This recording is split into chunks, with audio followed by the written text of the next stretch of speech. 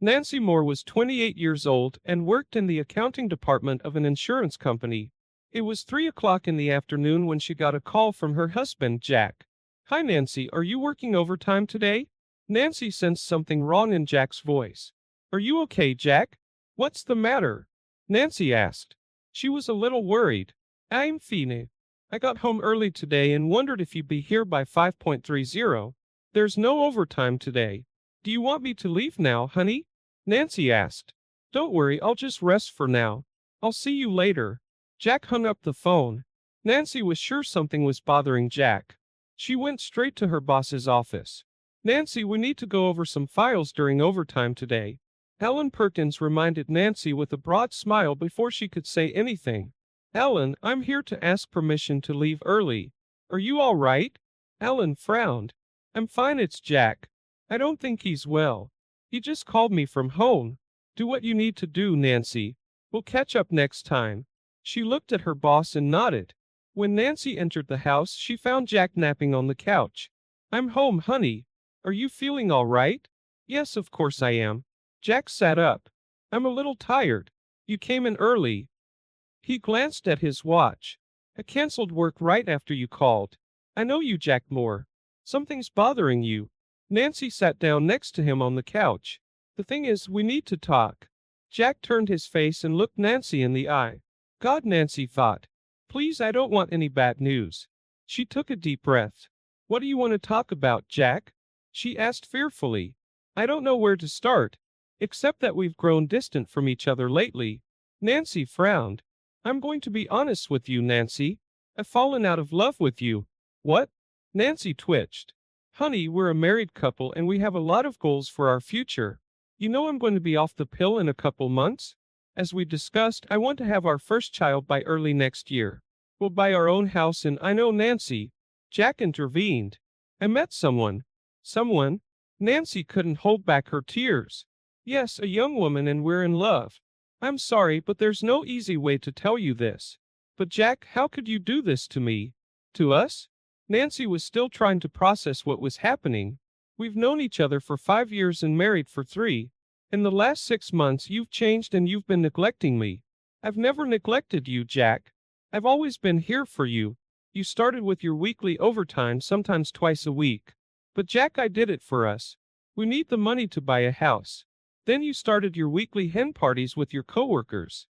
After that, you went shopping every Saturday for a couple hours a day. I work so hard, Jack. I need some time off for myself.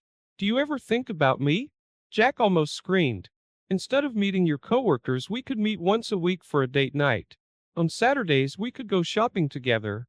Nancy stared at the floor. Now she realized what she had done. "Please, Jack, I love you. We can work this out." "Nancy, 3 months ago when I talked to you about these problems, you were angry. You even raised your voice at me. Do you remember?" "I'm really sorry, Jack, if I hurt you. 3 months ago I didn't think so. Now I know I only cared about myself. Please, Jack, give me another chance. Let's work on our marriage." 3 months ago I was completely depressed. On my lunch break, this woman came and sat next to me. She works in another department. She noticed that I was crying. She talked to me. A couple days later, she asked what was wrong with my life. I told her everything. I needed to share my pain with someone. And she became a shoulder to cry on. Is she the one? Yes, Nancy, she's the one. And gradually, we became emotionally attracted and finally fell in love. What's her name? What does she do? Nancy asked with tears running down her face. Her name and what she does is not important. You're better off not knowing her. Were you too close? Yes, Nancy, I'm so sorry. How could you? Nancy screamed. Nancy, tell me, when was the last time we made love? It was, Nancy struggled to remember. It was a month ago, and it wasn't lovemaking. We just had a quickie because you were so tired at the time. During these past 6 months, you were always tired. We've only had sex 3 times. But Jack, you should have asked. You should have done something about it. Nancy, sex is part of life as a couple. It happens naturally. There's nothing to ask. So you were getting from her what I wasn't giving you? Yes, and more than that. Nancy frowned. She does what you've always refused to do, Jack continued. You've always refused to give me other positions because you said you didn't like dirty sex. Since we've been together, I've tried several times to convince you to try it. But you've always turned me down. So she's better than me in bed? Nancy sobbed. I'd rather say I get more pleasure from her. She's always trying to find sensitive places on my body. I'm sorry, Jack, if I couldn't be enough for you in bed. You'll be served tomorrow. I've filed for irreconcilable differences. I took 50% of our savings today. We will keep our respective cars. We both work. Alimony is out of the question. The lease on this house expires in a few months. I'm staying here. I'll move into the guest room tonight. You better call your parents and explain everything. I suppose you'll move in with them. Will she move in here in the meantime? No, she won't. She doesn't want to touch your stuff, our furniture, or anything else that reminds her of you and our time together. In fact, we've already found an apartment in the new Lakeshore Heights complex. We chose a condo with a balcony that overlooks the lake. The building will be ready in a couple months, which is good for me since I'll need to move out of here at almost the same time. Lakeshore Heights, Nancy thought to herself. That's where I was planning to move, and I was going to convince Jack to buy a condo there. But why don't you move in with her? Nancy asked. She has a roommate in her one-bedroom apartment, and they had originally decided not to bring in any third parties. For that reason, we always had to book a motel room, and sometimes we did it in the back seat of my car. Jack, I love you and I want to spend the rest of my life with you and grow old with you. Is there any way we can work on our marriage? I will turn a blind eye to your 3-month elopement with this girl. I'll never bring it up, I promise. I'll give you everything she gives you. I will never deny you anything. We can go to counseling. Unfortunately, Nancy, I've already made up my mind. Jack's up. I'm going to take my things to the guest room and take a little nap. What if I refuse the divorce? I'll fight it. You'll spend a lot of money on attorney's fees. And worst case scenario, I'll just move far away with her. I'll stay married to you, but I won't live with you. You can't do that, it's illegal. Really is. There is no law in this country that can make me stay here with you. Jack, don't go, Nancy exclaimed. Later, she called her parents and briefly explained the situation. Half an hour later, they were sitting next to her in the living room. How could he do that to you? John, Nancy's father, was furious.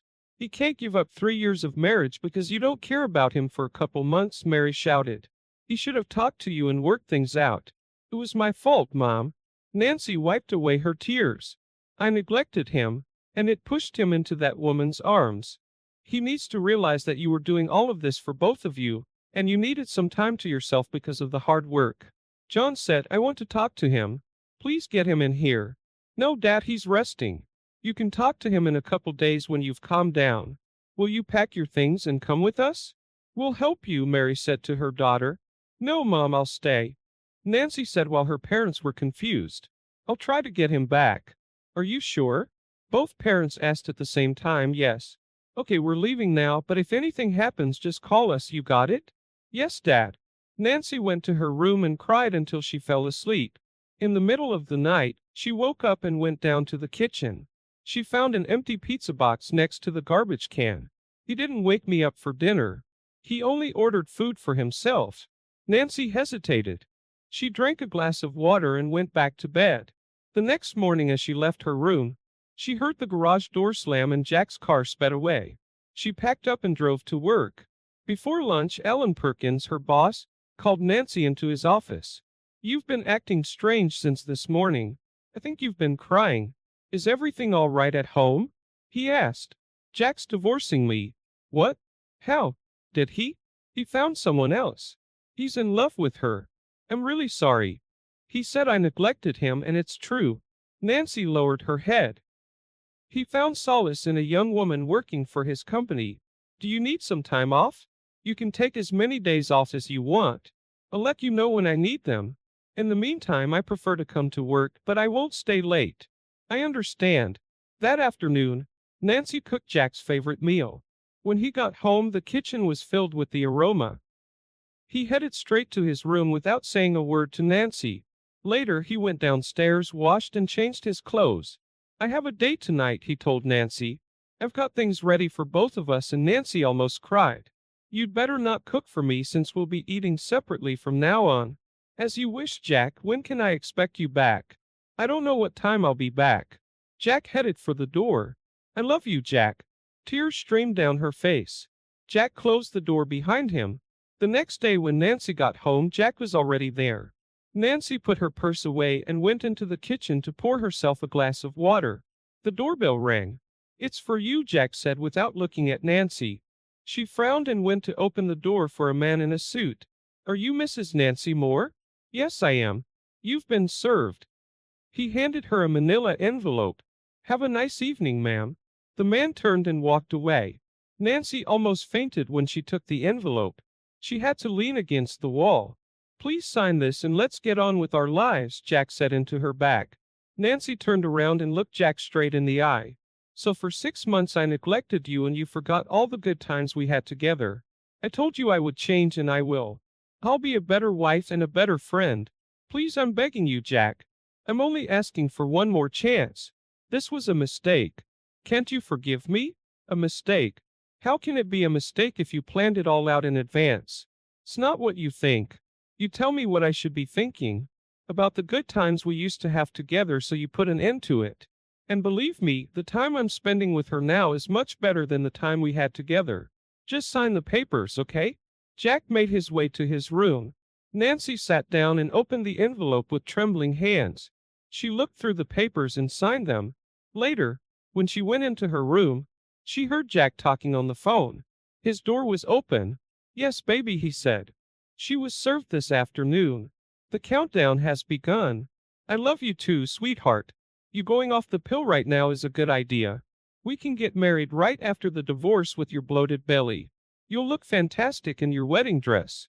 Nancy went into her room and closed the door behind her. If only I could go back in time, she said to herself. The next day she woke up early, left her papers on the kitchen table and drove to work. There she called her parents and told them about her situation. They asked her to pack her things and leave the house. She only replied that she would do so. She later informed Alan Perkins that she had signed the divorce papers. It must be very hard for you, he asked. You can't imagine how much. It's like the whole world has come crashing down on me, Nancy sobbed. You shouldn't let yourself be humiliated. You're still young. Maybe life has other good things in store for you in the future. Jack was my future and I blew it. Can we go for a drink after work to take the pressure off a bit? Alan Perkins asked.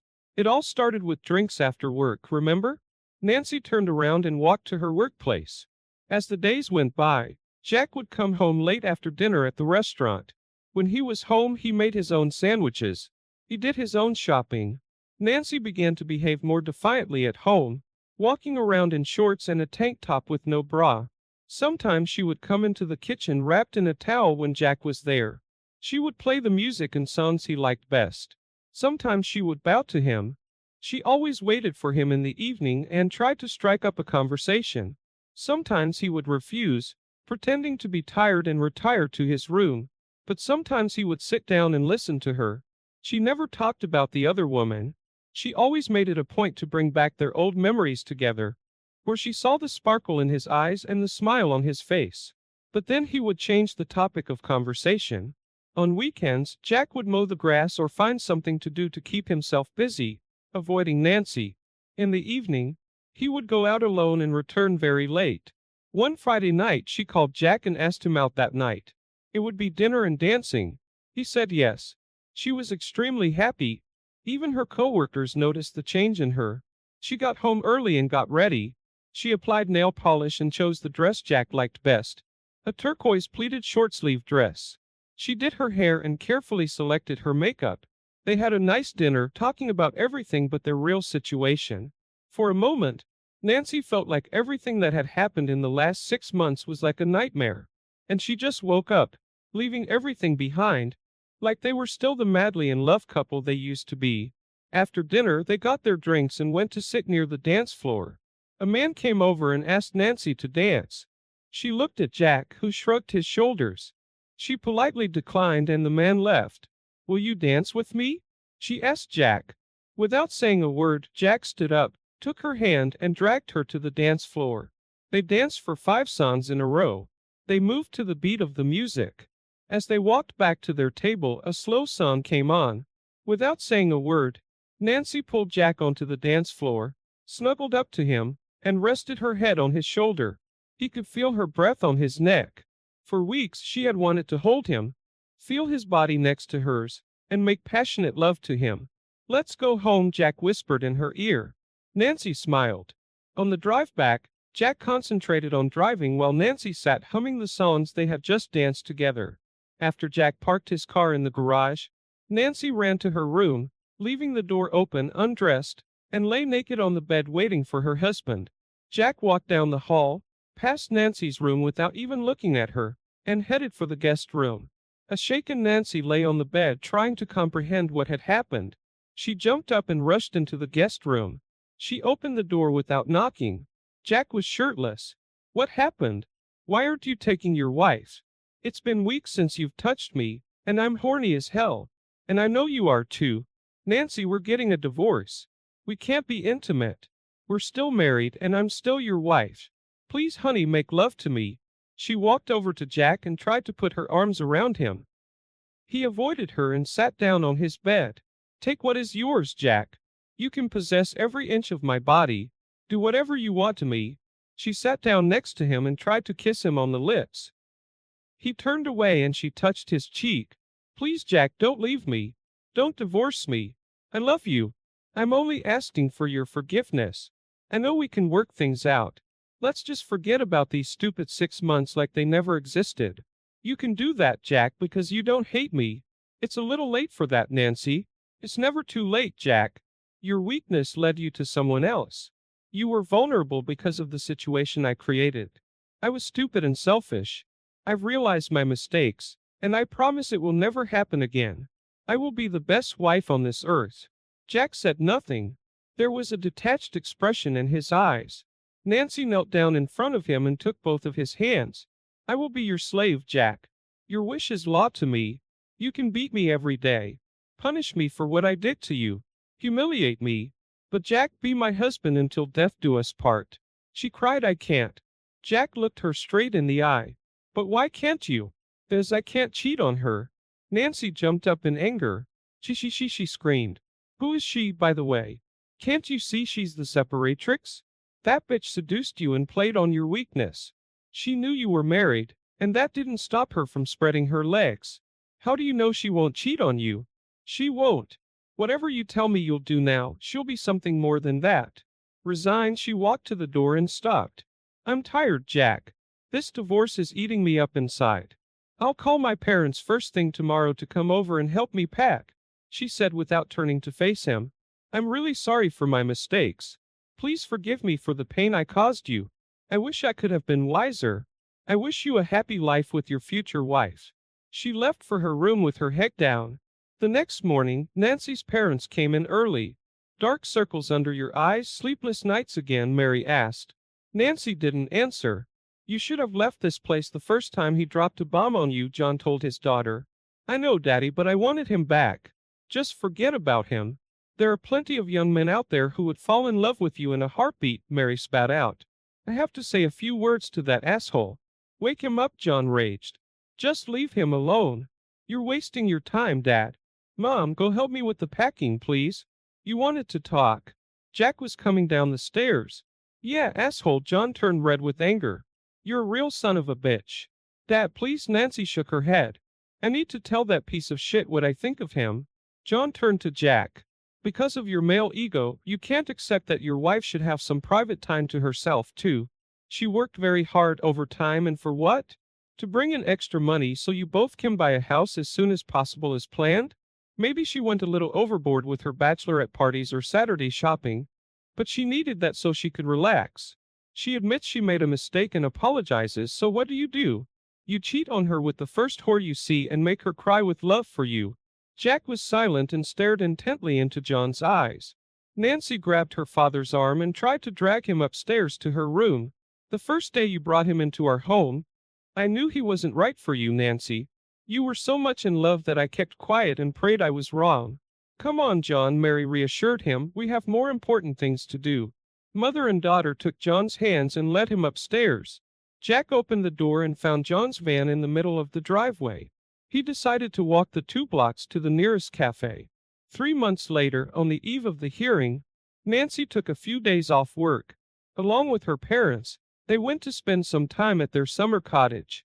She wanted to be away from the crowds. She knew the divorce would be granted by a judge, and she didn't want to attend the trial. She didn't want to be disturbed by friends and coworkers. She asked her parents to turn off their cell phones. The next morning at 11 o'clock, there was a knock on the door. All three of them looked at each other. No one knew where they were. Mary opened the door to Jack, who was standing at the entrance.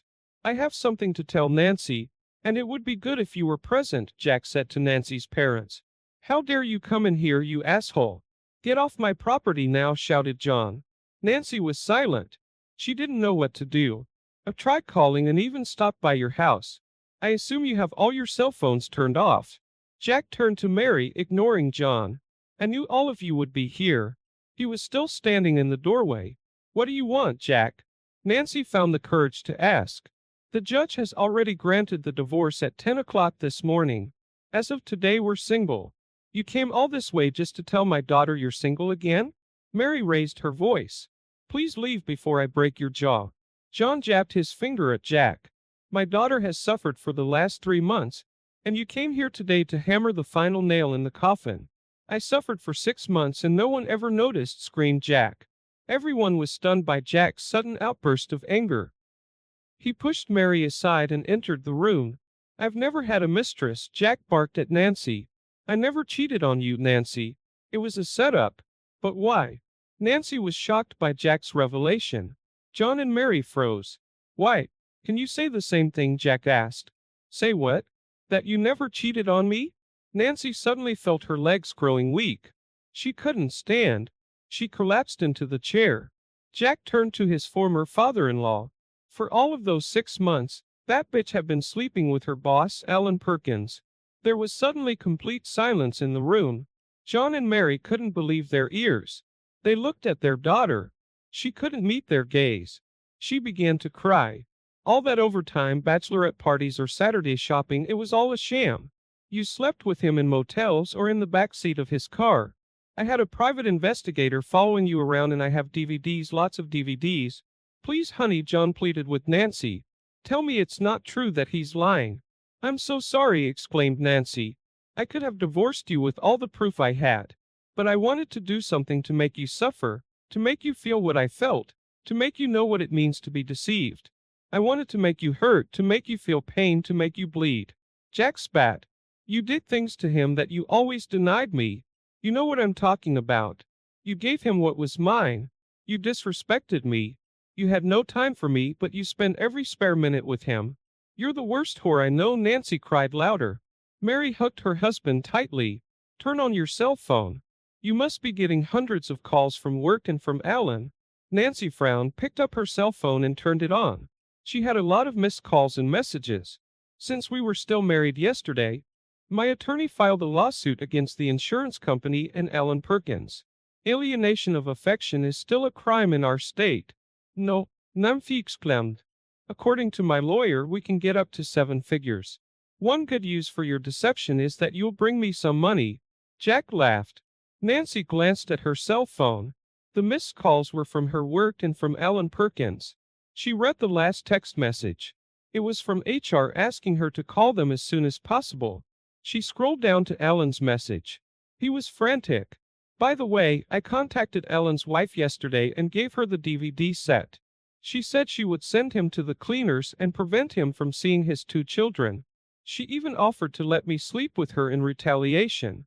I'm seeing her tonight since I'm not married now. He's got a family." "Why did you do that?" Nancy asked. "I didn't do anything. You're the one who destroyed their home when you started spreading your legs in front of him. And you know what's funny? I intend to move in with Mrs. Perkins for a while to rub it in Alan's face because he still has to pay the mortgage while I have his wife in his own bed. It would be better if you left now, Jack," John said. "Right now we're going to have to deal with our own misery." "I'm not done yet," Jack roared at John and turned to Nancy. "I'm sure the insurance company has already fired you, Alan, too. He had you after hours at your workplace and demanded overtime for you. I don't think he'll get another job in the financial sector." Nancy couldn't look Jack in the eye. She just shook her head. "By the way, last month I lost a bag containing a set of your famous DVDs.